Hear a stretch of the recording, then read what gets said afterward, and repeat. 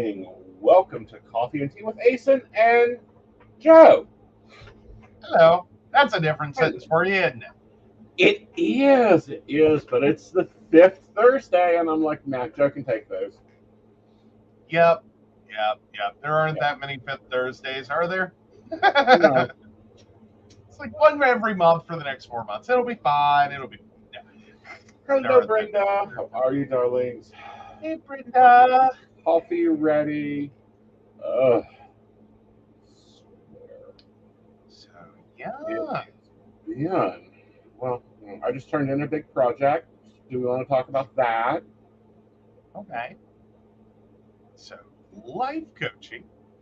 Yeah, Psychic Life Coach. We've had that brand for, I don't know, a year now.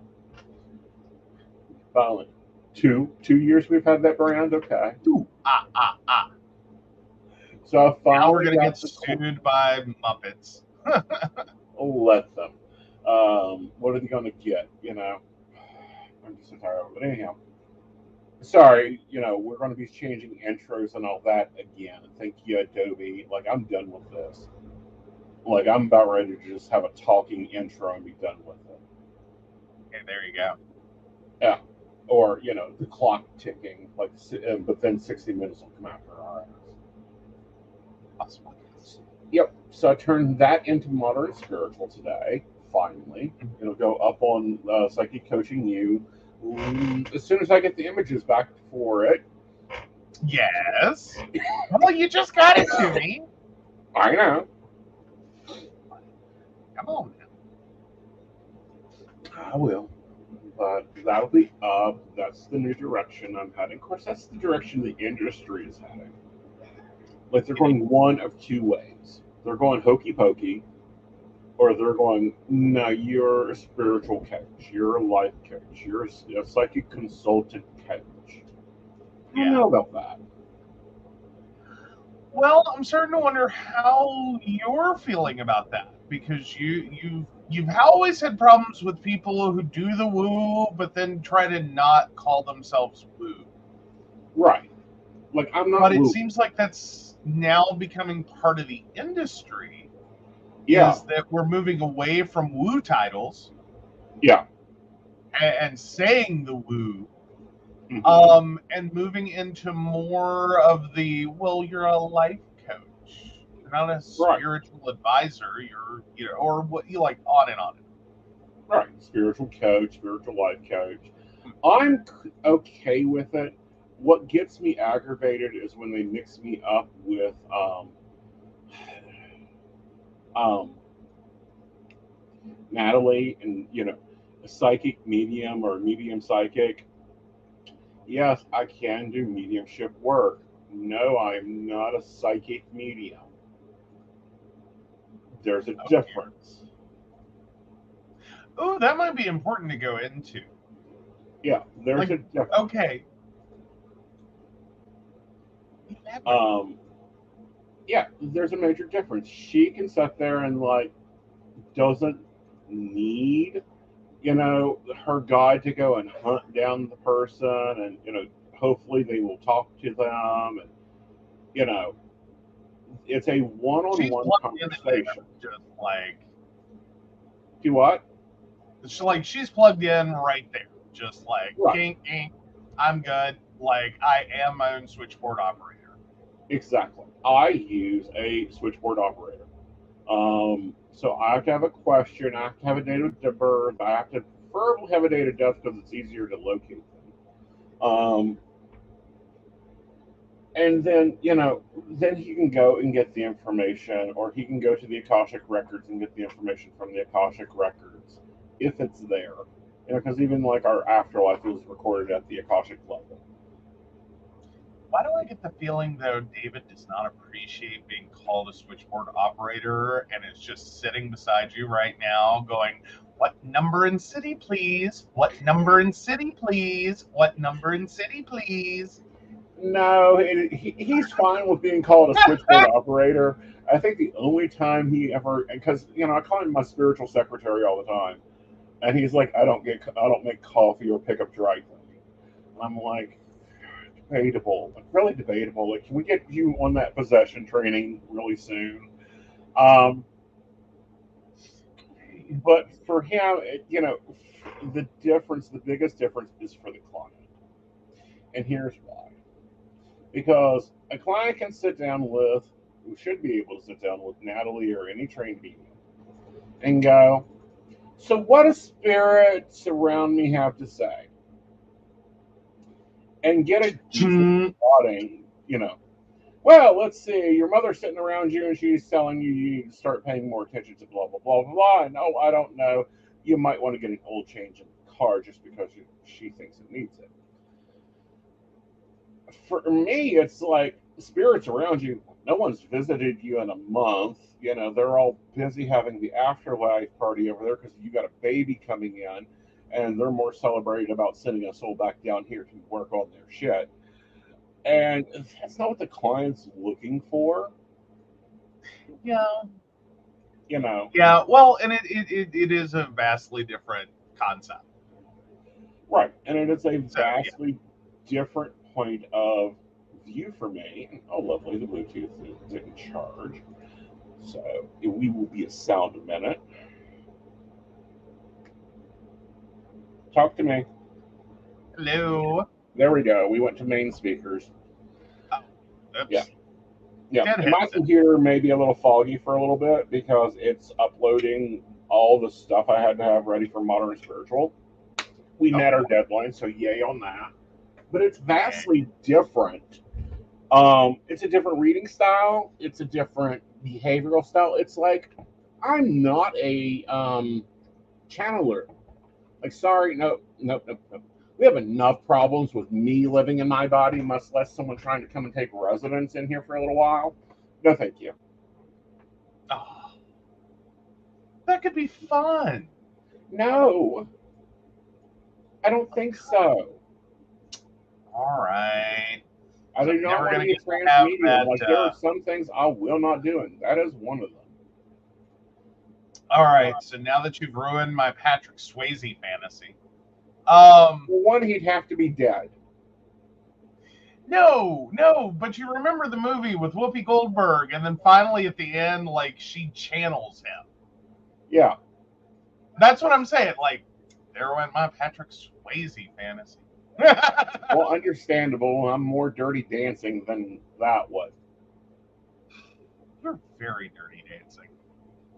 Yeah. Like, you're Dirty Dancing Part 73. Like, it's not just a franchise. It's like a whole Disney fucking deal. Exactly. Dirty Dancing. Right. But, so that's the biggest difference when it comes to me being a psychic that does mediumship work versus, psychic, you're all psychic mediums. No, yeah. We all probably have some level of skill in the psychic realm, in the mediumship realm, because, all of us should be able to go track down somebody and go, your granddaughter wants to know where you hid the cookie recipe. Or why wasn't the wheel written this way? And do you even care who gets the china, or are you just sick of it? Well, and it would make a significant difference in what kind of questions you can answer or what kind of questions are going to come through. Right. And which ones are going to be like, that may not be the best use of your time right now. Right. Because, yeah, grandma's cookie recipe, not happening. How does she generally feel about your baking? I can get enough clarity for that. Right. Like, those are vastly different questions, vastly different views. So anyhow, I don't like that industry standard. Mm-hmm. That new because it does tend to like lump you guys together in a way that doesn't necessarily make sense. Well, as in someone's looking for a medium, they're looking for a medium. Right. But if they're looking for someone who's a psychic with mediumship ability, yeah, that's really two different searches, and they don't make that really clear distinction of, okay, which one are you trying to get? Are you trying to get grandma's cookie recipe? Mm-hmm. Or are you trying to just feel like get a sense of how grandma's doing? Right. Or if she's even concerned about your baking. I mean, that's another Mhm. thing. Some of them don't give a damn. I mean, after they get over there for a little while, there are things that, used to be primordial. Here's an example. You know, quite frankly, my grandmother on the other side gives two shits of a holler what occurs to the black trunk.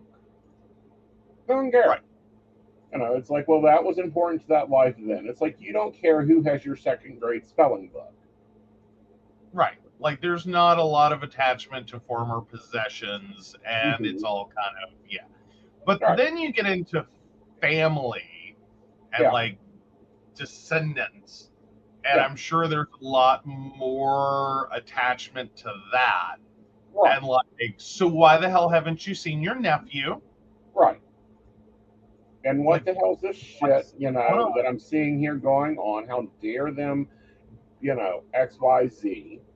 And oh, great, here comes Drama City. Didn't you like fix that the last Yes. time? Well, but then again, these are things that I think sometimes being out of the loop, Mm-hmm. it's gonna be interesting to try to explain. Right. Like, how did this get so sideways? Well, not only that, but and then looking at my family, but let's go over to your family because that one's more interesting. Oh, okay, great. We have your father who caused us problems from the fucking grave, and thought it was hilarious when I'm like, go get him. Just saying, crap happened. Yeah. But yeah, no. Yeah, no, I'm sure Dad would have found that hilarious. Yeah. Like, and probably had a lovely comeback of like, this is why I didn't go to any weddings. Exactly. Because that was a recurrent thing with him, is that every time he went to a wedding, the couple divorced. Uh-huh. And so he finally got it was him, and he wasn't going to any more weddings. He still doesn't go. Now, on the other side, he's like, oh, hell no. Like, I can see the contract, still not going to it. Like, that's nice. Yeah. No hope Dad's going to be there for that. Yeah. No. Hate to disappoint any of my relatives that want to think like, well, Grandpa will be there for my wedding.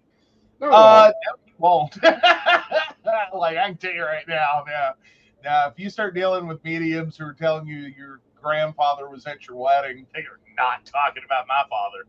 Yeah. That did not happen. Very different from your other grandfather. He doesn't Well, miss my damn thing. grandfather, yeah.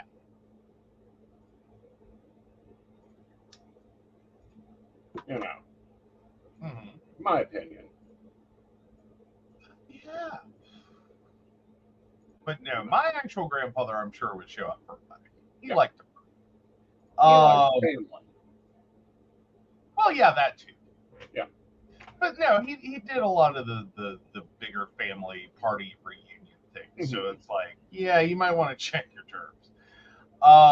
In terms of if any of my nieces and nephews are being told their grandfather was at their wedding, their whatever, yeah, you might want to check your terms. Yeah. Dad wasn't a real big party person. Now, go to a bar, that's different. Right. Like, he probably followed you to every bar you've been to, and he has some comments. There's a few he's like, I ain't going there.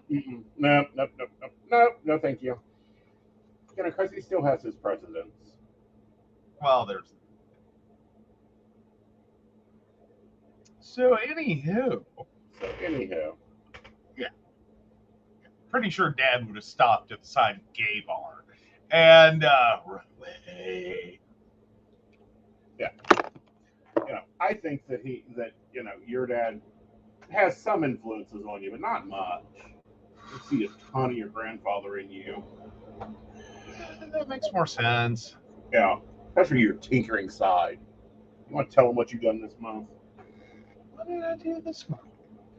Look to the door to your office. Yeah. Huh? What did I do? Oh. I can't help it. Mac has a design flaw. Yeah. No, they have a you ain't going to repair me flaw, upgrade me flaw, or do anything to me flaw. Yeah. Well, 2011 to 2013, bad years to own an iMac. Yeah. So yeah. There's that. But no, I did try to do the upgrade, but then again, that is my career. Then again, that is so much your grandfather. Hey, you know what? Like the things he had to do in a mine. Uh-huh. I mean, let's just say his home electrical improvements Right. even scared the bejesus out of him as he lay on his deathbed. Uh-huh. Because he started running a list and going, "Oh, I shouldn't have done that. So yeah, thankfully my brother-in-law caught most of those and went, okay, we're fixing that. All I have to say is I have a count of all the extension cords in this house, including the new ones you buy. Oh, come on. Well, because see, okay, here's the thing, y'all. Like, let's back up because if you don't understand, you don't understand. My grandfather was a mine electrician, and most of what he was called out to do, because he worked on call almost his entire career. Yeah. Which led a lot to his retirement because he hit about 50 years and with the company he was with and was like, screw this, I'm done, I'm tired, I'm old, I have no business being called out in the middle of the night. Right. You know, as you do. Yeah. As you do. He was quickly approaching 70 at that point. So makes sense. But anywho, a lot of what he got tasked with was to make it work well enough. Right. Do whatever you have to do and get us back in production. Right. And so a lot of there, and I'm sure were things that he did that if you went and looked that up by spec and what you ought to have done, probably not on, it was probably a little fast and loose with the rules. Right. But it worked. Right. And as far as we know, nothing he ever did actually resulted in a massive tragedy. Right. Maybe a few to himself because he did have that permanent pair of pliers engraved in his hip. Right. There's a small electrocution incident. By the way, if you're going to be electrocuted and you know it, take the pliers out of your pocket. Right. Just as a helpful tip. Yeah. And hey, put them on the organ. Family for years. And do not put them on the organ. Well, there you go. Don't put the pliers on the organ. Oh goodness. But no. So yeah. Yeah. Like I think that's the one relative I don't necessarily want showing up on me during a computer repair. Like I don't need that one to kick in on me. Like no. Like, and I try to watch out for that when I'm doing repairs, and it horrifies me when I open someone's computer and I see stuff. Yeah. Because I have before, where it's like, what room full of monkeys assembled this? Because Shakespeare, this is not. Mm-hmm. There are so many things wrong. Right. Well, and that's when it's like, did Ingenio tech support actually work on a desktop? Oh, Lord, that's ouch. Well, sorry, I know what the back house looks like. Bubblegum and duct tape would have done better. You know? But I have to point out, though, when you say that, that's the scary part of IT and the part they actually do warn you about in college. Mm-hmm. Like, because I will say as far back as like 2000, Mm-hmm. I did have an instructor that pointed out very clearly, what I'm showing you is what you would hopefully do if you were starting from the beginning. Uh-huh. I'm going to prepare you for when you go out into the world. This is not what you're going to see. Right. You're going to be cleaning up someone else's mess and trying to figure out why they did the thing that they did, Mm-hmm. what purpose it served, Mm-hmm. how to make it better. Right. Because a lot of what we have as companies Mm-hmm. ends up being good enough for the moment, and there never was an intention for it to be this way. It's Right. just kind of where we ended up. Right. Like, we had explosive growth that we weren't prepared for and couldn't necessarily throw money behind. Mm-hmm. So we duct tape, spit, and prayed it to keep going, Right. in the hope that we would get the income Right. to go back and fix it, and then someone didn't do that. Right.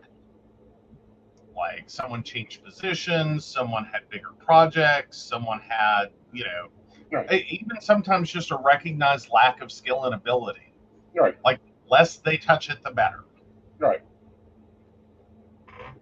And it's like, mm-mm. Well, yeah, it is surprising. The back house of many companies is very house of cards. Like, don't touch it too hard; it will fall over. Right. Um, So how's your month been managing, us in the physical dimension? oh, squirrels at a rave. We are not squirrels at a rave. We're more cats that have decided to go after canaries. Uh, with a little dubstep beat, I'll go for it. I'll go. Okay. Cats after canaries over a dubstep beat. All right. Yeah. Yeah. Sorry, that's just how we No, are. I don't know. It seemed like a decent, like, the improvements that got made this time around and stuff that's Mm-hmm. going on this time around Right. actually seems more focused on fix the shit Right. than make it look pretty and sell more customers on it. Right. So that always makes my little IT heart happy. Mm-hmm. Hello, Devin, darling. Grab your coffee. Sit on down. So it always makes me happy when, like, I see the networks are actually trying to improve and not just like buy me improve. They're like, okay, let's make it deliverable. Right. So I've been very impressed with, like, your backhouse contact and the things that he's been doing, Yeah. specifically. And it looks like he's either wrestled some control, or with, like, some of the reorganization they've done, Mm-hmm. he's been given more autonomy to just go fix it. Right. Before it collapses, please, just whatever you need. Right. Do it. Do you need screwdrivers? Because we'll hand you screwdrivers. Like, what do you know what you need? Just Right. tell us what you need. Well, what I found interesting was today I got a Google alert, and I'm like, oh, what have they done now? Who is trying to use my name now? Oh, no. Because I have it set for specific words. Like, if my name pops up, it'll send me a thing. If your name pops up, it'll send me a thing. And I'm like, And it was keen, and they actually have my listing in Google. Nice. Yeah. It was like, oh, that's cool. I'm finally showing up independently on Google. That works. That works nicely. Beautiful. Yeah. Of course, they inserted that new fee that's pissing customers off, and it's like, why? Why did you do this? Well, but if it's turning around and, like, that's becoming the budget, Right. like, it sucks. And I think we're all done with fees and charges and add-ons, and Mm-hmm. the thing doesn't cost what the thing is because there's this fee and that fee and this tax and that other Right. thing. Just the like, could you just give me a clear pricing Right. up front before I click a button? Right. Like, just tell me what this is all going to cost me. Right. Because it is kind of frightening to go in and like you're already paying per minute. Mm-hmm. Each reader's different. Right. Like some of them are very adept at, you know, turning like 3 questions into a 45-minute conversation. And some of y'all, it's like 3 questions, you're done in 5 minutes. Right. Like if you're coming in on a 10-minute special, you got time left. Yeah, we can talk a little bit. We can really discuss why you're still dating the same fucking man. But anyhow. Yeah, like we can dig in 10 minutes. And so you're sitting there and you're getting that nice flat rate. But others specifically, so it's this whole gambit. Like you don't know what you're necessarily getting into with a specific reader. Mm-hmm. So you're already trying to set a budget. Like, well, if I keep it under 100, if I keep it under 50, if I can do it for 20, because we found that there's a love affair with the $20 reading. Like, or at least the idea of it. Mm-hmm. Like, give me a $20 reading. That, you know, especially like when it's one of yours and it's a $20 reading and like, you know, you got all your stuff. Yeah. Like it's in a lovely bento box. You can unpack it for yourself later or not. Mm-hmm. But here's the underlying what you need to do. Right. So yeah, like your 20-minute readings, like that's definitely a doable and it's a good solid reading for 20, or excuse me, a $20 reading is a very solid thing with you. But then you turn around and like just from a client perspective, like, but even at that, if they budget for $20 with you, it's not really $20. Right. It's at least $22.99. Yeah. And then like, you know, but so I don't know. It just kind of yeah. So that's been a thing, guys. So, you know, if you go to Keen, you're going to charge the extra $2.99 per session for their session fee. It's annoyed the customers, it's annoyed the clients.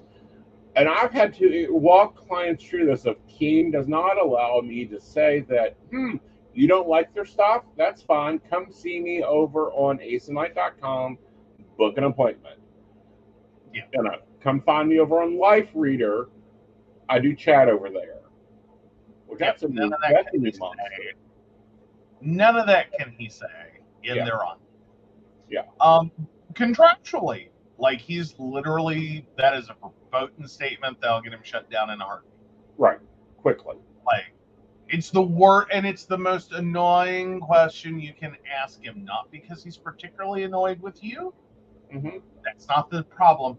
It's annoying because every time he gets one, he has the same reaction of like, this isn't going to end well. Right. Because now I have to try to politely tell this client I can't answer that. Mm-hmm. Here's the verbiage why I can't answer it. Right. And I'm so sorry. Mm-hmm.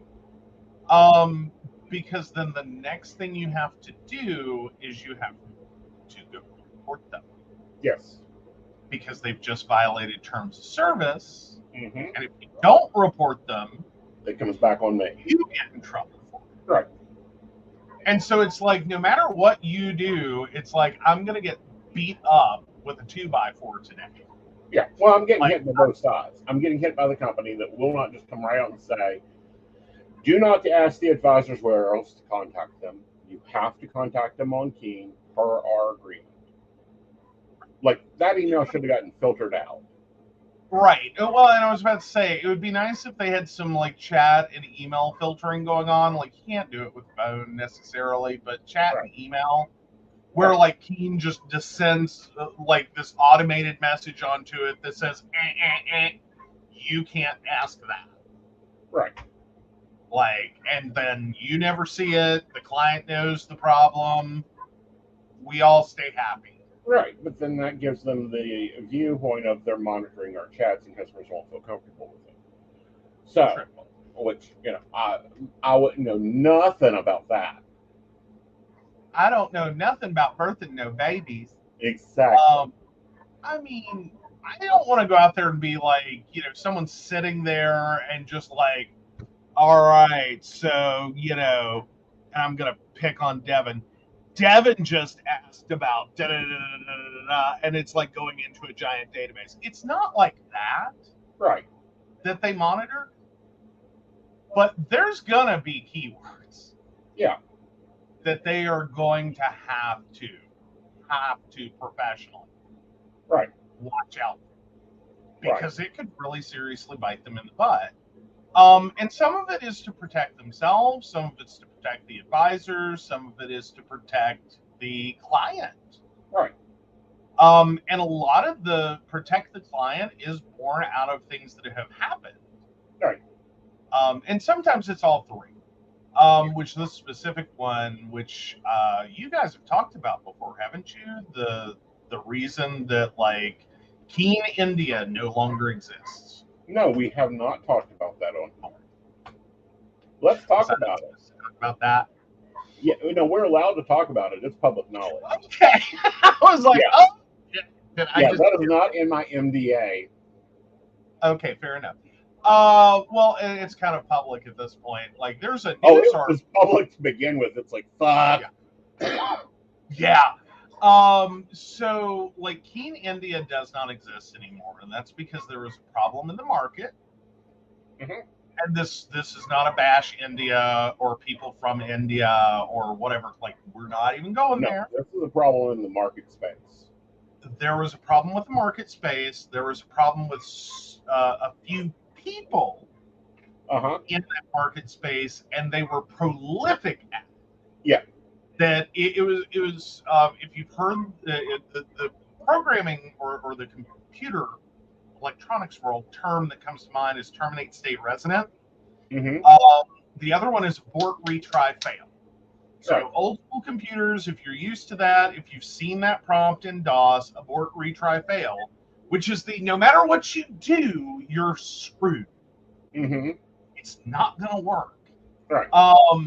This is sort of what happened in the Indian market, is that they suddenly had what only looked like a few advisors that were actually call centers posing as an individual. Right.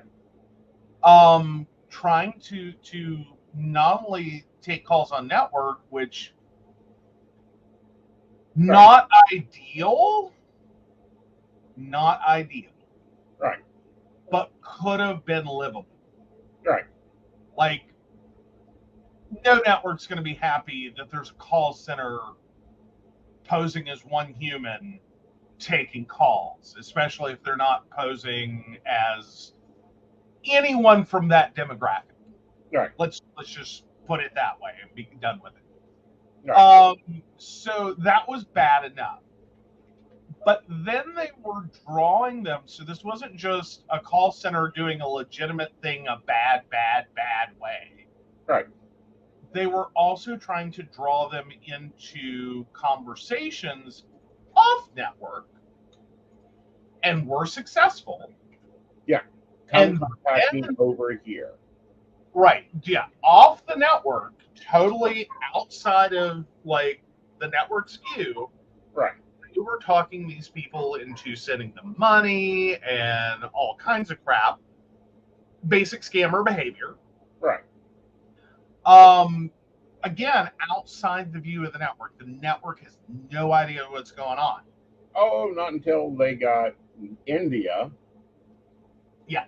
Then at their door. Yeah. Knock, knock, knock. How the hell did this happen? Right.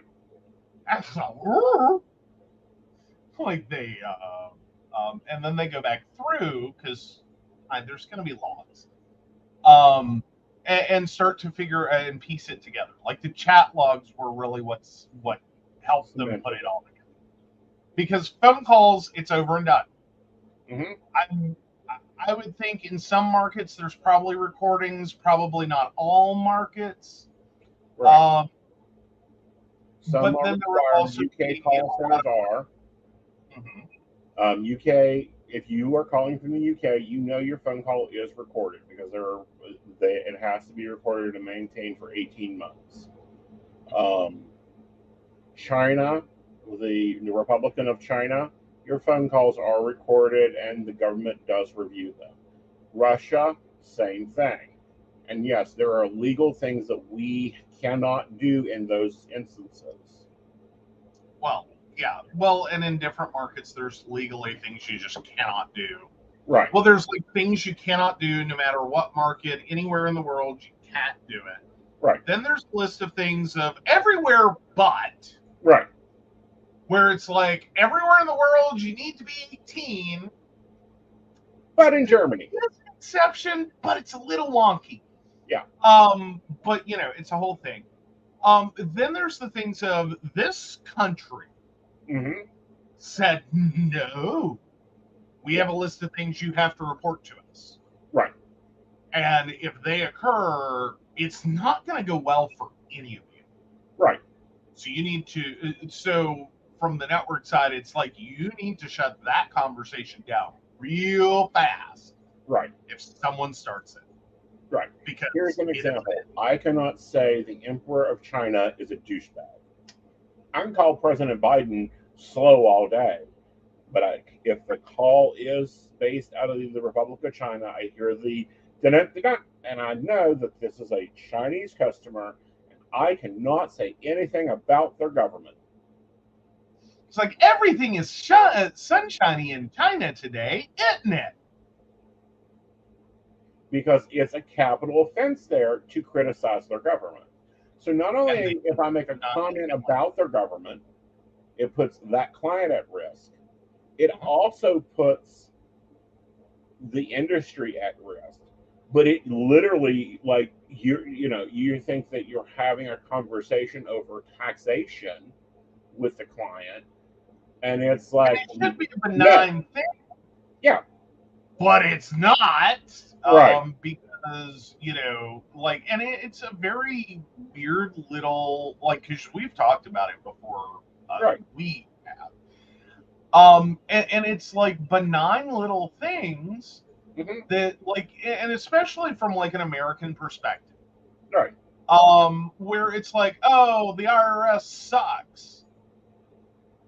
Pretty common universal feeling. I'm sure most employees from the IRS think the IRS sucks. Right. Okay, like, we're all on board with this. Like, no one feels like this is a massive destruction or a massive political speech about our government, or like no one cares. Yeah. There's probably 2 IRS agents that get real burnt up over it. Okay. Because I think we all generally agree that like the IRS sucks. Right. Because it's hard. It's really effing hard. Right. To create a taxation technically it's called a scheme, even though we're not talking about a scheme like that. But create a taxation scheme that is fair, equitable, and reasonable for every single human being, regardless of what situation they're in, and takes into account everything. Right. Especially when you have lobbying money that goes to write sections of their rules, right, that positively benefits people with the money to pay other people to lobby to write sections of code that positively benefits them. Right. So we all generally agree as a country, the IRS sucks. Right. But when you look at it from a different perspective, that really sounds like an indictment, a very heady statement, right, against our federal government. Right. Like, and when you do that in other countries, the like statements that like seem like they're benign, here are very seriously taken, right, as severe criticism, and the kind that throws you in prison. Right. And closed. And it's like, okay, so the psychics know our rules. Like, we do not do medical, we do not do legal. Any of those veins we don't touch. We don't say invest in Coca-Cola because it's a blue stock and it's an Aries stock, and Aries is getting ready to go through a high time in 2024. We can't make those statements. Okay, there's a whole section to the astrology side of things. No, nope, nope, nope, nope, nope, nope, nope, nope, nope. Red flag, you are fired. Tarot, the Three of Cups shows up. I ain't saying it may be a boy. Sorry, I will be fired. Yeah. Well, yeah. So, and this is where I think a lot of people, and I've noticed that across the board, everyone's just getting beat the hell up right now on your financial listings. Right. And that I will say is because the network has gotten really sensitive. Yeah. Just in the last like 6 months or so, with what you say and how you say it. And it wasn't quite as sensitive before. Before it was really simple. Like, don't give stock tips. Do not tell people to buy stock. Right. Like, do not tell them this financial transaction of buying Apple is going, because I figure, like, we can't get sued for that. Like, oh my God, if Apple crashes tomorrow, I'm going to have so much egg on my face. But Apple, we can all generally agree, is probably a pretty safe investment. But you cannot. Most of the time they are, not always. Well, but you're getting my point. Is that, he can't even tell you on network to go buy Apple stock. Right. Like, we could all pretty much agree that's kind of a safe investment. That's pretty pedestrian level stock tip. Right. Like, good luck if you can afford Apple stock. It's kind of expensive. But, hey. Yeah. We could all generally agree that if you can go buy 50 shares of Apple, go buy 50 shares of it. Right. But on a network, he cannot say that. So then it becomes this thing of, well, but what kind of financial advice are you giving on a financial listing if you can't actually talk about? See, and that's where it should be called career advice. Budgeting advice. Those are things that I can do. Right. And I think that's a very misnamed section, and it creates a lot of confusion, and people like associate it more with like talking to a financial planner who would sit here and tell you, well, we're going to buy this stock, we're going to do this, these are the gains over the next 6 months, blah, blah, blah, blah, blah. And so it kind of feels like that's how the conversation's supposed to be able to go. Right. When really that's no. That whole, if you're looking for retirement planning, don't come see me. Wrong conversation. Yeah. But if you're looking for general, right, like, what do I need to do in my career? How do I need to move? Like, what's going to happen with this project? Right. There. How are you? Let's talk about this. Yeah. Hi. Let's talk. And there's not a lot of clarity there. Or if you're in your personal financial situation, oh my God, this is all going sideways. Like, I'm running month to month. I'm broke as fuck. Like, I can't even broke AF it. I'm broke as fuck. Right. That's a conversation he can have and go, okay, so what are you doing? And why are you doing it? And like, are you really broke? Are you like rich people broke? Like, what's going on? Like, why are you calling me when you're homeless? Sorry, I've had customers do that, and I've had to jump their ass and go, you cannot afford to call us anymore. Get yourself over to the job that I told you about 6 months ago. Do not call me until you do that. Yeah, if you have to walk out of the shelter to go use the payphone to call Aeson, don't. You've screwed up in so many directions. Like, you just hold that money in your pocket and you turn right back around and you walk back in the shelter and just do the thing he told you to do last time and hold on. Right. Like, wait. So there's that. and so that's been a thing. And it's like the overwhelming continuational fixation of doing things and trying to get things in order because they're, I don't know. It's like some of the news that were hitting my thing today, and I shared one with you. I don't know if you got a chance to view it. If you didn't, we'll do it, tomorrow night. Actually, I did get a little ways into that, so I think we're good. Okay. Yeah, so you're talking about the whole rockin' TikTok right now. Right. Is the silent depression. Mm-hmm. Big giant trend. Right. Talking about silent depression Right. that we are supposedly in. And there's one video that really makes a case for like we're doing worse than we were during the crash. Right. Late 1920s, early 30s, United States, Great Depression.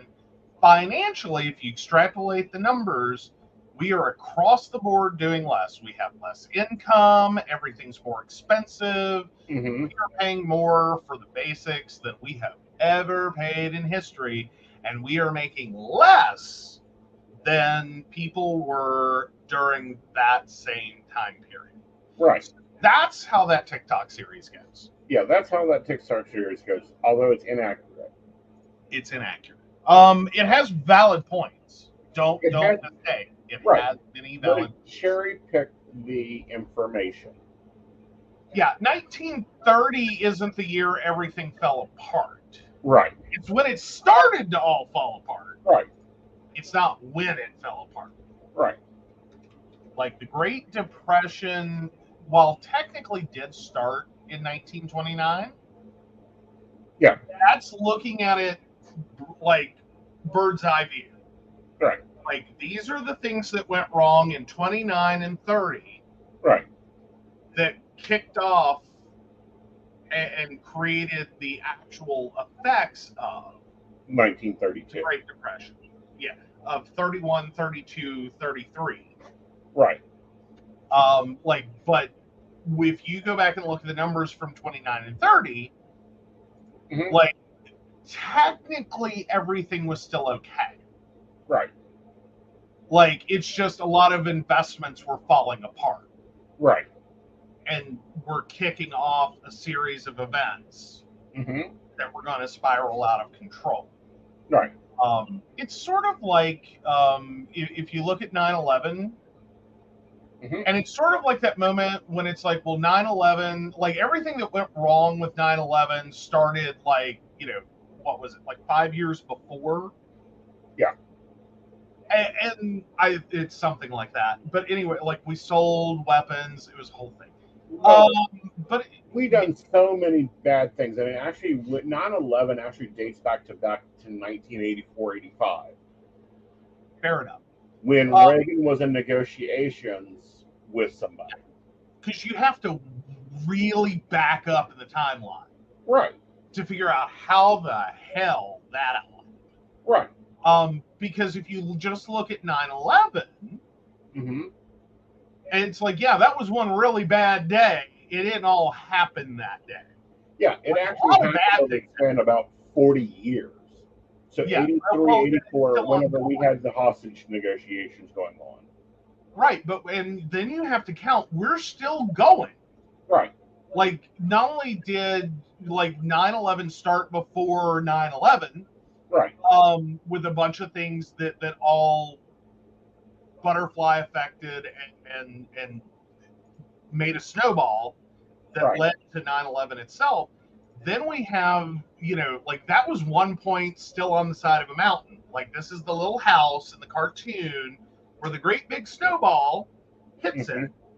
And then there's the rest of the devastation until the snowball gets to the valley. We haven't quite hit the valley yet. Right. Like we still mistreat people. We still make some really ugly racist comments. We still have a lot of animosity. We still are doing a lot of things that are all interconnected with 9/11. Right. to sit here and say, well, 9/11 started in like 1980, whatever, 1984, is true. Right. But if you back up to that point, it's like, well, how the hell? Right. It did start in 80, whatever, 84. But that's not the worst of it. That's just the little tiny blips that all just kept getting bigger and bigger and bigger and bigger and bigger until we landed over here. Right. Well, and landed is probably a horrible word to use in this context, but you get me. Right.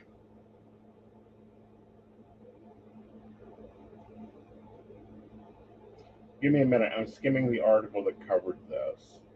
Okay. Yeah, it is during the Iran-Contra affair. Yeah. When we began selling weapons that were then turned around and used against us in Desert Storm, which fueled. Yeah. Well, I mean, because it's basically it whole- starts in Iran-Contra, moves into Desert Storm, moves eventually into 9/11, Right. moves into it's still The Patriot Act, which moves into taking our freedoms, which moves into moving us into a state of Russia. And the TSA, and God forbid you keep your clothes on and just board a plane. Right. But no, all of this, it started as like two snowflakes. Right. And like 2 plus 4 plus 6 plus 8 plus 24, like it just blew. Right. Snowballed into this giant event, and it's still rolling. There's still that knocked part of it off, but there's still the great big giant snowball rolling down the mountain. Right. And it's like they were comparing the Great Depression to what they're calling the Silent Depression, and it's not silent. And they were going, and the interest rates were so high that even credit cards are opening up at 20% for someone with a good credit score. Here's the problem: Great Depression, there was no credit score. The interest rates were for housing, and bank loans, which were very risky. Gee, we have seen that repeated a number of times. The U.S. Congress repealed the Iron Eagle. I think it's Iron Eagle or Silver Eagle. It's the banking rules.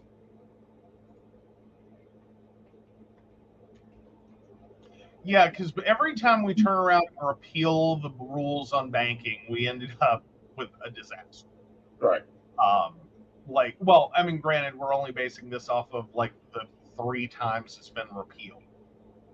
4. Or the 3 periods without banking rules. Let's call it that. Right. Glass Seagull, sorry. Yeah, I was starting to think. And glass, that's what got repealed and created the disaster of the 30s. Well, it was the Act of 1933. It was repealed in 1999, which then we had the housing bubble. No, we had the .com bubble. We had that .com bubble, yes. But what I'm saying is, it caused the housing bubble. Yeah, which kicked off the housing bubble. Right. All of that technically blew up in 2008, but you have to go all the way back to 1929 to understand that. Yeah. Though really you don't. It's a real simple premise. Right. Is that banking is pretty much led with a mentality of manufacturing, but without fair labor standards. Right. As in, if they could, it's the equivalency of if they can make you work 24 hours a day for peanuts, like company script, and hire children, they do it. They do it. And the banking rules have an equivalency. They're not that, but they have an equivalency. And they carved out some really nice protections to be discriminatory against people of color, but that's beside the point. But anyway, it's the equivalencies right. of being able to do financially whatever the fuck you want to, Right. without any guardrails to say, okay, but if you do this, this is illegal. Right. This is too far. You're fucking with our economy. You're not just making some bad loans and making, which the economy can handle. Right. Like it's not a zero risk game. Like some bad loans are gonna happen. Like people Right. lose jobs, family members get killed. Like it's really horrible and sad. But not every loan turns out well. Right. But most of these work to create a line in the sand that goes, oh, but you don't ever make these loans because this is clearly right. And you damn sure don't want to turn around and then have an entire market betting against the loans being repaid. Right. Because now there's a financial incentive. Right. To create an entire toxic mortgage portfolio or an entire toxic portfolio of doing things solely to make money. Right. Knowing full well these loans are never going to mature and pay. Right. Like it's an all risk game. Right. And basically that's a portion of what those regulations did. Well, and there was a lot of things that affected and continue to affect us. The recession of 2008 is directly connected to the repeal of the Glass-Steagall Act in '99. But anyway, so this economist, which I follow a good bit, went and looked, because my TikTok's been fueling silent depression. We're in a silent depression. No one's talking about the silent depression. No, we're not. We're actually doing better. And we're actually making moves to possibly stave off of it. We've got some high inflation, but we don't have high inflation. When we look at the quote-unquote inflation rate, we had higher inflation when I was born in the 80s. We had higher inflation when we were in the 90s. It's like, can we stop rewriting history? Well, and the big cherry pick was looking at income in 1930. Right. Which, again, if you rewind to what I said earlier, right. 1930 isn't the best year to go pulling numbers from because that's right. when all this started. Right. But it's not like it's not representative of how right. bad it got. Right. So if you're looking at income, average person income in 1930, that number's a lot higher. Yeah. Than what it was in like 31, 32. 19 like those years income like was a quarter of what it was in 1930. Right. Or a third, somewhere in that family. So, and adjusted for inflation, it's probably a little more in line with what people are making now. So we have Depression era income adjusted for inflation. Right. And we do have some severely essential products that weren't quite so essential then, that have become very essential, like cars. Right. That are like, because a car, if you look at 1930s, plural, not 1930, but 1930s income. Right. And the price of a car, the price of a car was about 1/3 of annual income per person. Right. Now the market for a car is about 48,000, and that has dropped recently. The average price of a new car is now $48,000. Right. Which is more than what the average person is making. Right. So, and that is problematic. It's so weird to me that we have become more reliant on the automobile in the last roughly 100 years, and it has gotten more expensive. Right. It's one of the few products that has become more expensive over time than it was in the beginning. Right, and it has not progressed in value. I mean, arguably. The car you would have bought in 1931. Mm-hmm. The Model B. Yeah. Yeah. Cars of today are a lot less problematic and or difficult than what you would have bought back then. Right. So arguably, there is a value proposition to be made of what 100 years of automotive history has done for the car. Right. And again, argumentatively, but we've also used less expensive materials. We have automated manufacturing.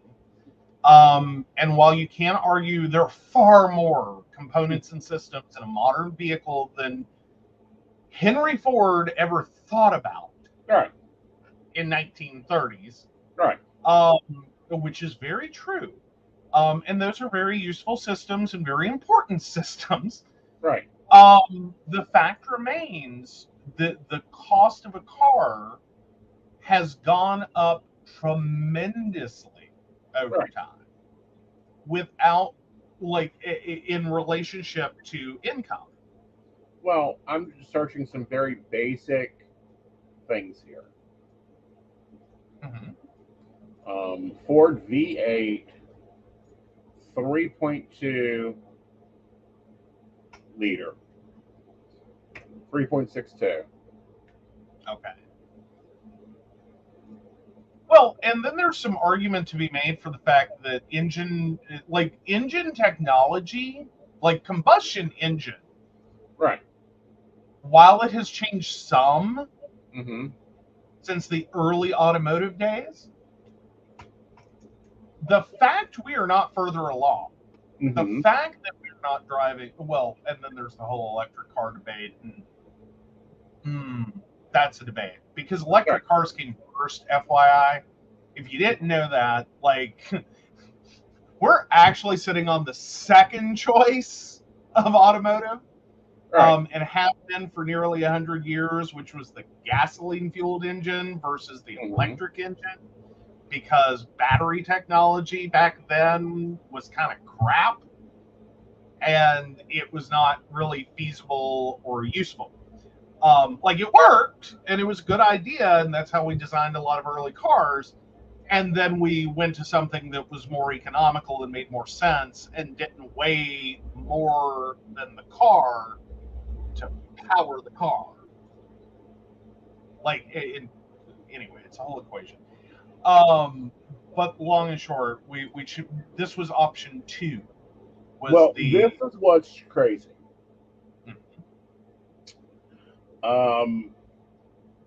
The same car, the same motor, meaning it has the same power, the same V8 is the 2022 year model full-size pickup.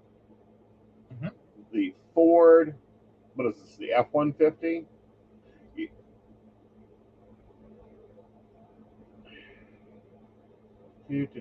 I hate slide articles. Let's just say that. Okay. So a Ford truck. It's a Ford truck.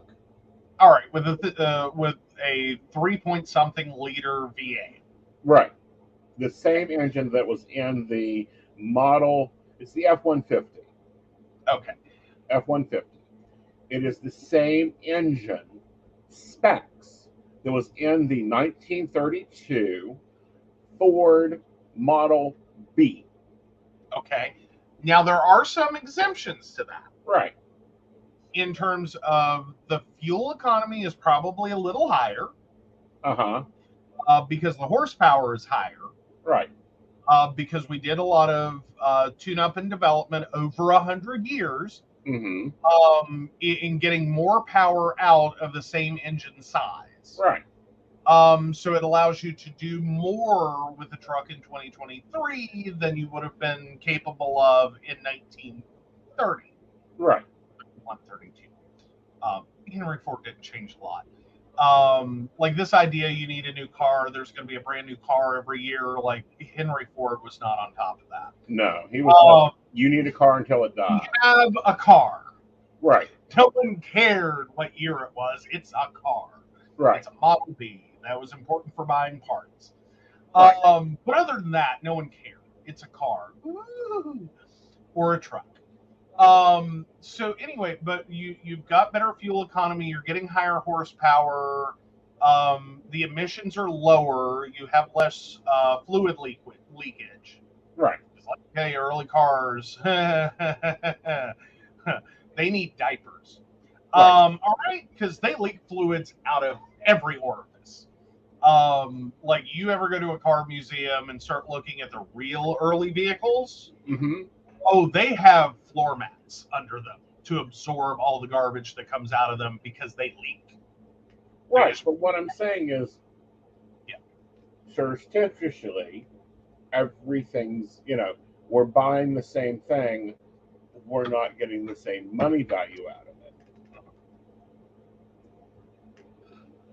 And I think that if we were to strip the technology out of our vehicles, Mm-hmm. because right now that's the biggest selling point. That Ford sells cars based on technology. Tesla sells cars based on the technology package. Mm-hmm. It is mostly to do with the infotainment. Like Ford, GM, you name the company, they are selling the hell. Mm-hmm. Like infotainment system was the best goddamn series of words Right.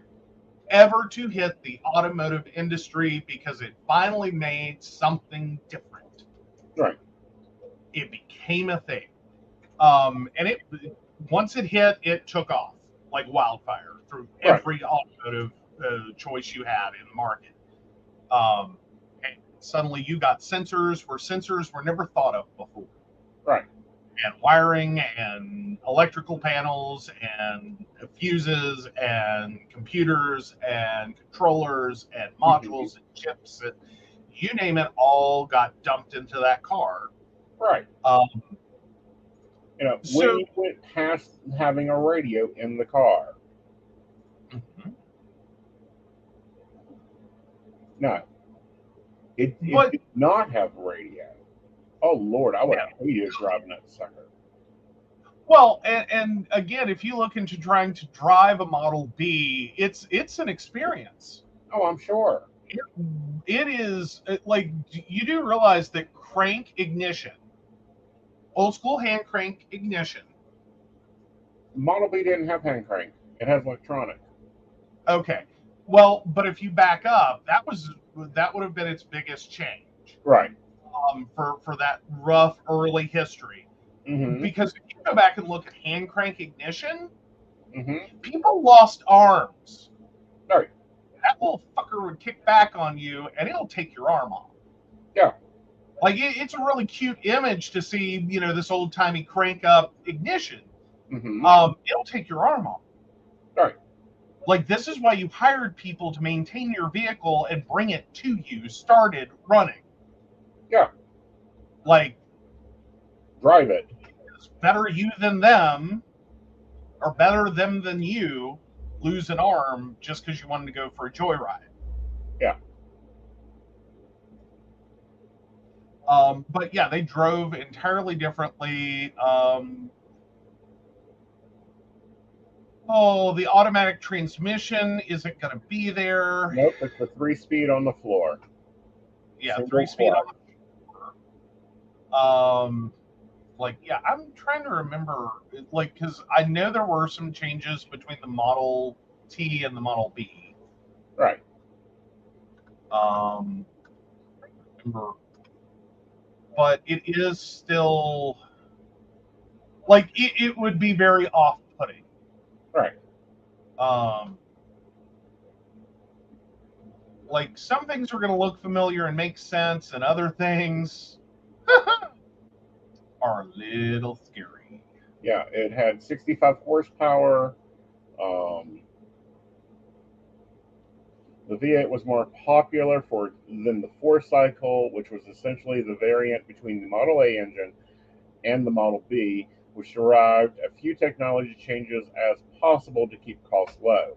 Other than the engine and branding on the headlamp support bar, later grille, and hubcaps, they were virtually indistinguishable from the V8. To be the price ladder, he offered more than a popular Model A. This should have been a winning formula. In fact, the new and only slightly more expensive V8 stole the show and finally made it obsolete. The V8 had previously excluded to the Lincoln products, which switched in 1932 to the V12 engine only. Lincoln always gave you the power. Fuel economy for shit, but you had power.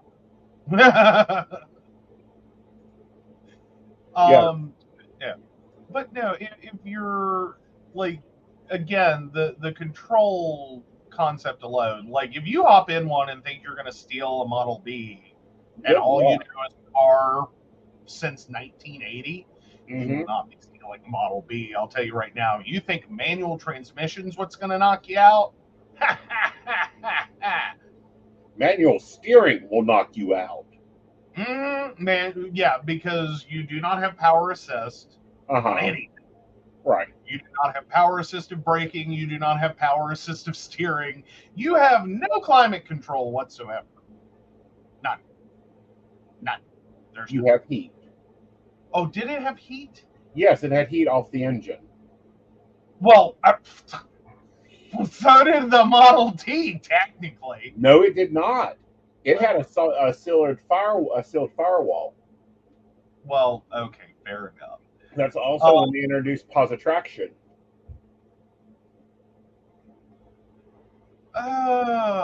Yeah. Of course, you still have the tiny little wheels, high center of gravity that causes tip over. Yeah, like there's a number of suspension. Like, okay, I drew when my Grand Prix and the Model B have a few changes, but not many. No, the Model B cannot have pause traction. I don't think, did it? Yeah.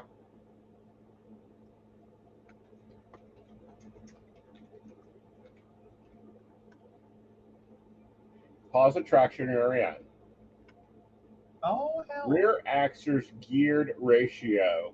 The Ford bar. Yes. Model B's rear axle geared ratio question, early V8, 32 F through 53. The other two are both Ford models A, and ratio is 18 by 32 and 10 by 34. Oh, but damn, it has a limited slip differential. Yes. Cute. Sorry. No, you're fine. I feel like I'm having this. I'm sorry. I thought the limited slip differential wasn't a thing until the 40s. No. Okay. Now I feel like what is that movie? Driving Miss Daisy? No. The one with the lawyer that is dressed in a bad tuxedo and his girlfriend says, My Cousin Vinny. Yeah, I feel it was so that.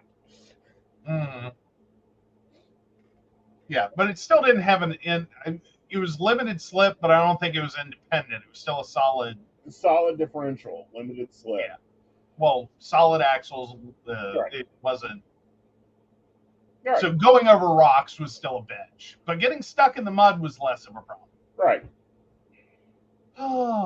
Not that we made that like a permanent fixture. Like they swapped that in and out for a few decades. Right, because it was an optional issue. Mm-hmm. And it may have even been an optional feature on them. Right. Like, are you on the farm? You need pause traction. Right. Yeah, Brenda's with us, my cousin Vinny. But no, I really thought that was more of a thing in the 1940s. Right. Okay. So anyway. So yeah, Aeson has a little bit of car knowledge, but it ain't useful today. Anyway, we're so off the coffee and tea theme at this point. Well, we are, but we aren't because it's literally coffee and tea, the two opposites that are actually the same. And oil and lube and filter? Useless knowledge stored in a psychic's brain for no reason. I feel like this is what David does when you piss him off. Basically. Like, I'm gonna slip in 1930s auto mechanics for fun. Well, at least then I can go out and work on it. I mean, damn. Oh, sure. If we had a 1930s vehicle, I want to see you throw on a pair of coveralls and tackle the 2016. You don't want me tackling the 2016 because I'm going to be throwing the crap in it we don't need out. No need for an air filter. No need for. Huh? And please leave something that looks like a car. It would. Like, you know, and this reminds me. Brakes! Well, we do need auto disc brakes. We don't need, however, that anti fucking lock shit. Pump them like a human. Get your exercise in. Oh, yeah. Oh. You know, I'm just finally to a point in my life that I've gotten used to analog brake systems. Uh-huh. Like, that's so scary. Like, it took me into, like, it's really sad. It took me a while to get used to analog brakes because that was not a thing when I started driving. Right. And what's really scary now is that there are vehicles on the road that are like, I'll brake for you. You're a dumbass. I'll brake for you. Like, I have a sensor for that, okay? Right. We've accepted that humans are stupid and can't drive a car. We put a sensor in to stop it.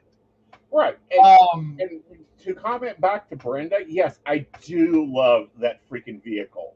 I want that vehicle very badly. I love all its new features. I love that it fucking takes over. My only problem was driving it the first day. After that, it was like, fuck it.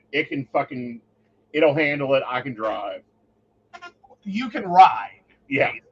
Just fingertip point it roughly where you want to go. It'll map out the rest. Yes. My only problem is it doesn't have a smoker package, and it needs a smoker package. Well, it was a rental. We can't smoke in it without paying a cleaning fee anyway. $250, and it wasn't worth it.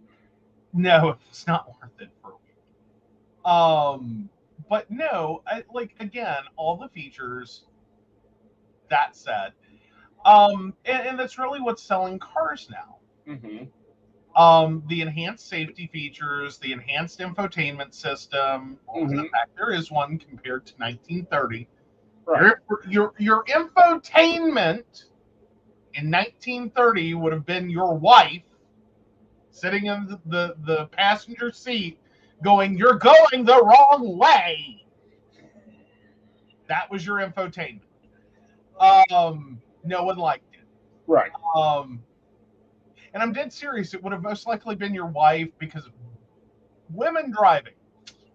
I am not one of those people that thinks women can't drive, shouldn't drive. I'm not in that camp. 1930s, howewer, was well situated in the camp of women need not be behind the wheel. So, yeah, there was that. Because along came the 1940s and 50s, and we made cars for women. Right.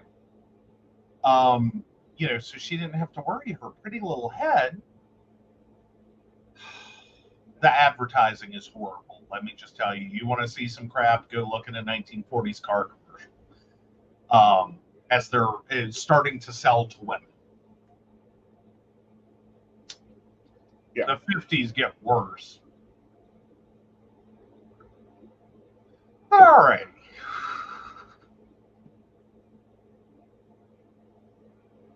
Well, see, you know, and I was looking, and they were never limited. It's just that.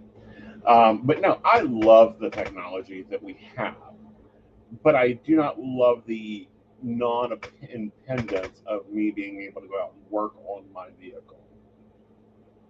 Well, but it's a trade-off. It is a functional trade-off. And I think for most consumers, there was already basically a case study. Mm-hmm. Like, whether anyone intended to do it or not,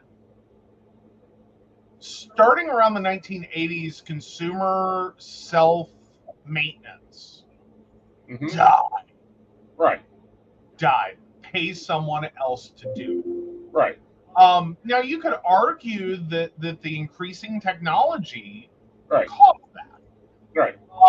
But you can also equally argue that consumers weren't interested. They had Right. better things to do, better places to go, better ways to spend their time Right. than changing oil and putting on brakes and, replacing tires and doing all the things, Right. checking fluid levels, adding fluids.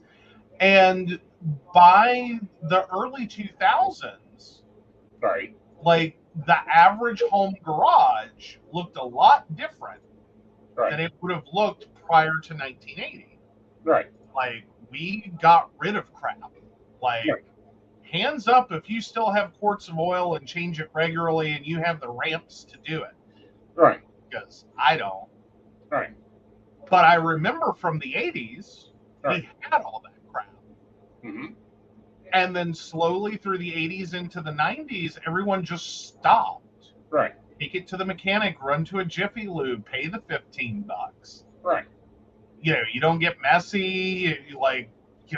Maybe you care about the environment a little and think maybe dumping all this oil in your yard is probably a bad idea. Right. But additionally, during that time, cars got harder to work on. Right. Like there's more equipment doing more things than there had ever been before. Fuel injectors themselves, Right. like buy carburetor, hello, fuel injection, Exactly. really changed the game. Because these are not as easy to like explain to someone Right. and help them understand. Oh, and God, can we talk about the fact you don't have to like prime the fuel system? Like hello electric fuel pump. Right. And an integrated starting system. Right. Like, oh God. Like, does anyone else remember that? Cars prior to 1990, you had to pump the gas a certain number of times. It varied by vehicle. Right. Just before you turn the key, but not too many times, it'll flood the engine. Right. Like, hi. Right. We now have just a button. Right. It does everything. Right. So again, we go back to is the value proposition there? And I don't necessarily think it is. Yeah. I think for $48,000 on our average new car, I don't think it's there. I think there's a really great marketing campaign that has made consumers believe it's there. Right. But fundamentally, it's still a hard sell for me. Like $48,000 for what? Right. Like Jesus Christ. That's expensive and I don't see it. Right. Like not for something that's going to spend most of its time parked. Right. While you go work at a place to make the money and then go home from that, then leave that place to go to a place to rest so Right. you can go back and work at the place tomorrow. Correct. And that's even more aggravating. Mm-hmm. Like, yeah, especially when you consider it's more than 1 year's income. Right. It's one of the most vitally important parts of, being employed is self-transportation. Right. And it costs more. Right. Than we make per year. Exactly. And that's even the more crazier side of things. It's like, really? This is where we're at? This is how we're doing this? But, so really look at your sources. TikTok is not your news feed.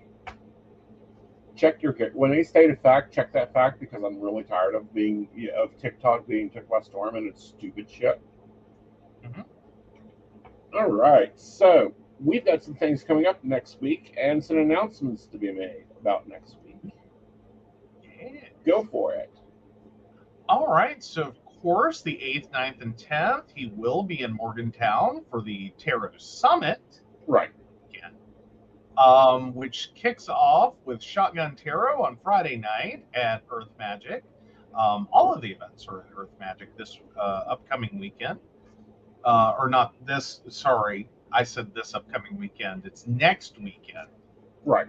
Next weekend, the 8th, 9th, and 10th. So check that out at earthmagicwv.com and go ahead and get in touch with Mo and get registered or set up your appointment. He will be doing readings on Saturday. So Saturday and Sunday include Tarot 101, Tarot 102, and Psychic Scrying. Right. In addition to Saturday, the 9th, he will be doing readings. So you can get an in-person, one-on-one, face-to-face reading with Aeson Knight. So yeah, come check him out. I'll be there. But that makes programming changes for the station. There will not be a Mountain Bears. There will not be a Psychic Good Plans. Why? Because I will be teaching during those times. Yes. Yes. Pretty much. If he's not teaching, he just got done teaching, and I will promise you, Psychic That Plans would suck. Right. Yeah. Shotgun Tarot he'll actually be doing during the showtime. Yeah. So, yeah. Yeah. And Shotgun Tarot is free to attend. So if you're in the Morgantown area, you want to come to the Morgantown area, Shotgun Tarot is free. You have to register for it, though. You do have to register. Remember, it's Earth Magic. If you haven't been there before, it is a small shop. It's an amazing shop, but it is a limited space. Thankfully, Shotgun Tarot is one of the ones he can do without a lot of space. Right. It's probably the biggest event you can do all weekend. Yeah. That, like, the largest number of people can be there for. Right. Everything else is, I believe, limited to 12. 12. So and we have a ticket update, so. Yeah, we got to get that. Yeah. So, yeah. But no, we look forward to it being an amazing weekend. The Aeson will be tired on Sunday. Yes. Yes. The Aeson will be done. Toast. Yes. Put me in my Denny's. Give me my burger. Do not be mean to me. Oh my God, you're going to make me drive to Pennsylvania. No, I said Denny's. In Pennsylvania. No, it is not. It is. That is in Clarksburg. Oh, okay. There's a Denny's in Clarksburg? Yes. It is the Waffle Hut that's in PA. Yes, you did. I don't think I'm the one.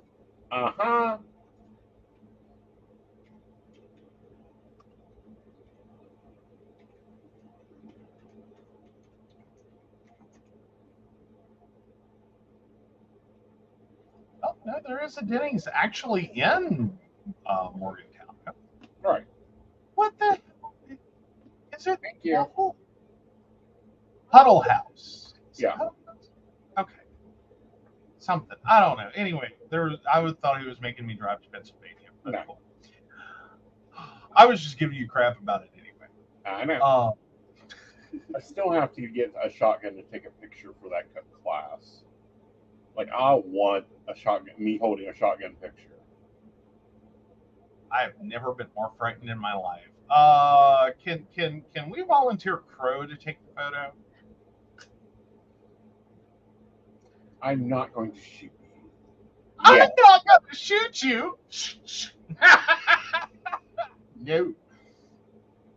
Can I get a lead vest? Well, one, we aren't taking the picture with me pointing the barrel at you. Okay. Then what are you going to do? Display the top of the cards flying at the person? No. Oh, there you go. I'm teasing. Oh. Yeah. Oh, shotgun with tarot cards tucked in his hat band. Uh-huh. It's kind of, Yeah. Fair enough. No, it'd probably be too close to the WVU. If we could get you a little mountaineer costume, that'd be cute. No. I know, the licensing alone. Well, we could buy the licensing for, what is it, $3,000? I mean, that's what they sold it for. I'm quite sure its value hasn't gone up. And we'll be talking about WVU's bullshit tomorrow night. Oh, has it gotten worse? Yes, it's gotten worse. Like, so maybe not shotgun tarot. We could call it musket tarot. I just realized it's a musket. The Mountaineer hat. It's a musket. Musket tarot. Mm-hmm.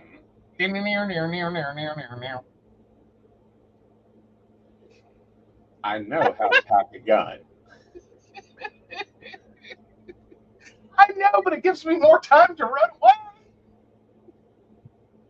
You're assuming I'll miss on the first shot. I'm hoping. We're not known for deadly accuracy. But anyhow, thank you guys for joining us. We hope you've enjoyed this episode of Coffee and Tea, where Joe gets to sit down and drink his tea and spill a little tea on the industry from the managerial position. And oil and lubin. Yes. But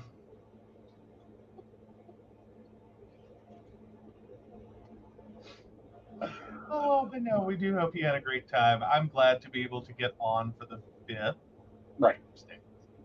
So I had a blast. Next week, Tracy will be with me. We'll be sitting down and discussing some things that have come to light, shall we say. Nice. Yeah. Until then, guys, we want to take a moment and... Of course, we want to thank Beverly Walker, Mika G, Kathy, Mary Winfield, Brenda, Shannon C, Shannon D, Lady Gwendolyn, Charles Shaw, Tracy Van, Caitlin Bell, and Devin. If you'd like to learn more about us, the show, or how you too can become a Patreon sponsor and receive all the wonderful benefits our baristas receive, please visit us at pcspnetwork.com. We will see you tomorrow night, guys. Good night, all. Night.